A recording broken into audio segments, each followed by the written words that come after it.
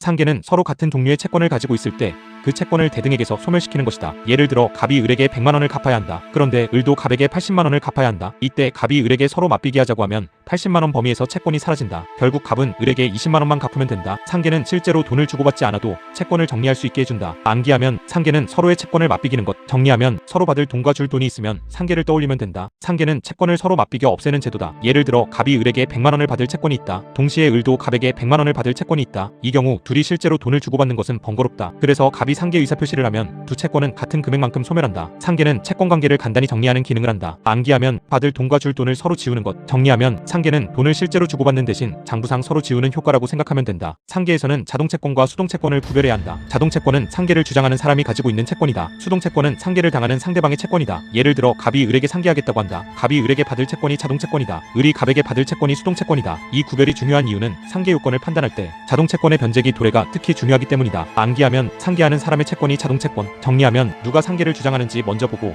그 사람의 채권을 자동채권으로 잡으면 된다. 상계적상은 상계를 할 수 있는 상태를 말한다. 예를 들어 갑과 을이 서로 돈을 받을 채권을 가지고 있다. 두 채권이 서로 대립하고 같은 종류이며 변제기가 도래했다면 상계적상이 문제된다. 상계적상이 있어야 상계가 가능하다. 아무 채권이나 서로 지울 수 있는 것은 아니다. 서로 마주보는 채권이어야 하고 같은 종류의 급부여야 한다. 보통 금전 채권끼리 상계가 가장 많이 문제된다. 암기하면 상계적상 서로 대립 같은 종류 변제기, 정리하면 상계 문제는 먼저 상계할 수 있는 상태인지부터 확인해야 한다. 상계는 원칙적으로 같은 종류의 채권 사이에서 가능하다. 예를 들어 갑은 을에게 100만원을 받을 채권이 있고 을도 갑에게 80만원을 받을 채권이 있다. 둘 다 금전 채권이므로 상계가 가능하다. 반대로 갑은 돈을 받을 권리가 있고 을은 특정 그림을 받을 권리가 있다면 서로 같은 종류가 아니다. 돈과 그림은 맞비길 수 없다. 상계는 서로 대체 가능한 급부를 전제로 한다. 암기하면 돈은 돈끼리, 같은 종류끼리 상계, 정리하면 상계가 나오면 먼저 두 채권의 급부가 같은 종류인지 확인해야 한다. 상계를 하려면 원칙적으로 변제기가 도래해야 한다. 예를 들어 갑이 을에게 받을 돈의 변제기가 이미 지났다. 하지만 을이 갑에게 받을 돈은 아직 변제기가 오지 않았다. 이 경우 상계 가능성이 문제된다. 상계는 상대방에게 일방적으로 채권 소멸 효과를 발생시키는 제도다. 그래서 아직 이행 시기가 오지 않은 채권을 함부로 상계하면 상대방의 기한 이익을 해칠 수 있다. 특히 자동채권은 변제기가 도래해야 한다. 암기하면 상계는 기한이 온 채권으로 한다. 정리하면 상계에서는 두 채권의 변제기 도래 여부를 반드시 확인해야 한다. 상계는 의사표시로 한다. 예를 들어 갑이 을에게 내가 너에게 받을 80만원으로 내 채권과 상계하겠다고 말했다. 이때 상계 의사표시가 문제된다. 상계는 상대방의 동의가 필요한 계약이 아니다. 이 요건이 갖추어져 있으면 일방적 의사표시로 효과가 발생한다. 다만 조건이나 기한을 붙여 상계하는 것은 원칙적으로 제한된다. 상대방의 법률 관계를 불안정하게 만들 수 있기 때문이다. 암기하면 상계는 일방적 의사표시, 정리하면 상계는 합의가 아니라 요건을 갖춘 사람이 상대방에게 표시하는 것이다. 상계가 이루어지면 두 채권은 상계적상 시점으로 소급하여 소멸한다. 예를 들어 갑과 을의 채권이 6월 1일에 상계할 수 있는 상태가 되었다. 그런데 갑이 7월 1일에 상계 의사표시를 했다. 이 경우 상계 효과는 7월 1일부터가 아니라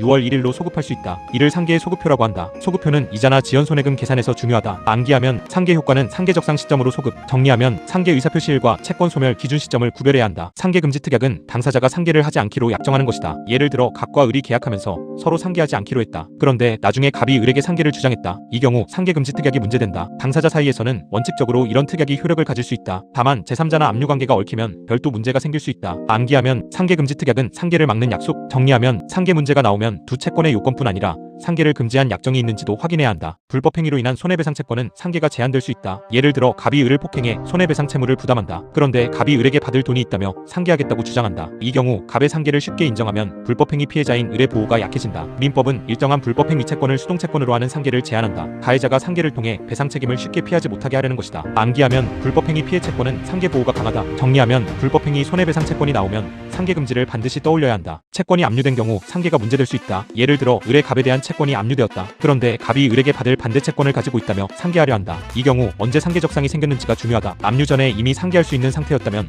갑의 상계 기대를 보호할 수 있다. 반대로 압류 후에야 상계할 수 있게 된 경우에는 압류 채권자를 해칠 수 있다. 암기하면 압류 전 상계 기대는 보호, 압류 후 상계는 제한, 정리하면 압류와 상계가 충돌하면 시점이 핵심이다. 시효가 완성된 채권도 일정한 경우 상계에 사용할 수 있다. 예를 들어 갑이 을에게 받을 채권의 소멸 시효가 완성되었다. 그런데 그 채권이 시효 완성 전에 이미 상계할 수 있는 상태였다면 갑은 상계를 주장할 수 있다. 이것은 상계 기대를 보호하기 위한 것이다. 다만 시효 완성 후에 처음으로 상계적상이 생긴 경우라면 다르게 볼 수 있다. 암기하면 시효 전 상계적상이 있었다면 상계 가능, 정리하면 시효 완성 채권 상계는 상계적상이 언제 있었는지를 보면 된다. 상계 충당은 여러 채권이 있을 때 상계가 어느 채권에 적용되는지를 정하는 문제다. 예를 들어 갑이 을에게 여러 채권을 가지고 있고 을도 갑에게 여러 채권을 가지고 있다. 갑이 상계를 주장했는데 어느 채권끼리 상계되는지가 불명확할 수 있다. 이때 충당 규칙을 통해 어느 채권이 먼저 소멸하는지 정한다. 변제 충당과 비슷하게 생각하면 된다. 암기하면 상계 충당은 어떤 채권끼리 지울지 정하는 것, 정리하면 정리하면 채권이 여러 개면 상계한다는 말만으로 끝나지 않고 충당 순서를 봐야 한다. 경계는 기존 채무를 소멸시키고 새로운 채무를 성립시키는 계약이다. 예를 들어 갑이 을에게 1천만 원을 갚아야 한다. 그런데 갑과 을이 기존 대여금 채무를 없애고 새로운 매매대금 채무로 바꾸기로 했다. 이 경우 경계가 문제된다. 경계가 성립하면 기존 채무는 사라지고 새로운 채무가 생긴다. 단순히 지급기한을 바꾸거나 내용을 조금 수정한 것만으로는 경계가 아니다. 암기하면 경계는 옛 채무를 없애고 새 채무를 만드는 것. 정리하면 핵심은 기존 채무를 소멸시키려는 의사가 있었는지다. 면제는 채권자가 채무자에게 채무를 갚지 않아도 된다고 하는 것이다. 예를 들어 갑이 을에게 100만 원을 받을 채권자다. 갑이 을에게 그 돈은 안 갚아도 된다고 했다. 이 경우 채무는 면제로 소멸할 수 있다. 면제는 채권을 포기하는 효과를 가진다. 채무자에게 이익이 되는 행위이지만